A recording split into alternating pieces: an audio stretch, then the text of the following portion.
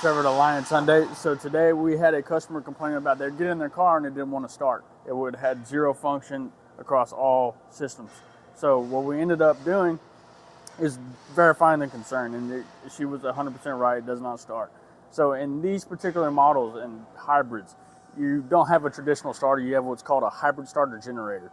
Well, it takes a low voltage system to actuate a high voltage system. So we ended up running a jumper wire from your DC-DC converter into the car where all of the input comes from.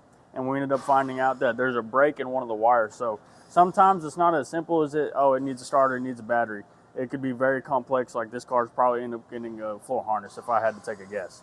So that being said, we just look forward to being your ally in the automotive business, and click the link below.